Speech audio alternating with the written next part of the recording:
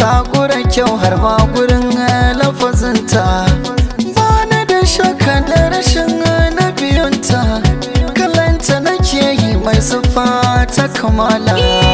Da za ka yarda da na kasance gida naka, zancen kulawa wannan kama bar shi na shakka.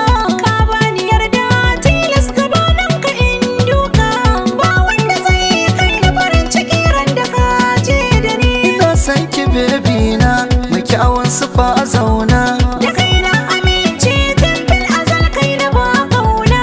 in an ce na barki ranar ina za na sa kaina. Ka bar ma batun rabuwa tun da kai ne abin sona.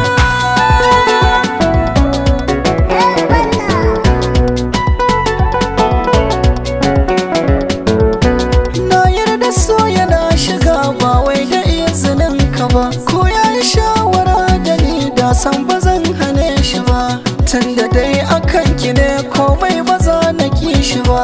Kin yi min ina faɗa ba wai ganin idan ki ba, zan so ki zo mu zauna mai shawaran zuwa gaba, dan ba mu so a raina so ba sa bai zama ruwa.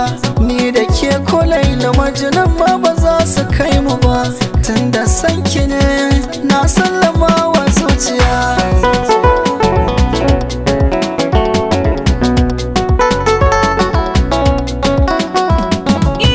Mai sanya ja da kai na san kwa za ya sha wuya, dan matsalar sace ne ba ni bashi zuciya. Zancen rabo da kai ya fi mun asa da rijiya, inda na ganka ne ko ina kake za na garzaya. Yi mun kalamai dan a bakin ka za na kwaikwaya, ka ban mukamai sannan ka ce ni kadai a zuciya. Ban raina so ba, kauna ce ke son gaba, na baka yarda kai ne a raina dama.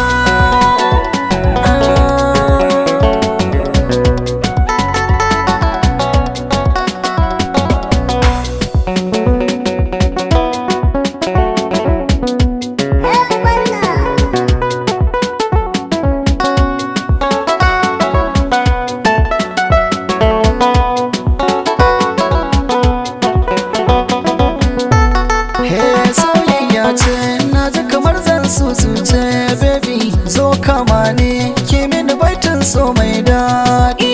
Na damu da kai, damu da ni soyayya ce baby, asalin zance kai mini shi zai sa na ji daɗi.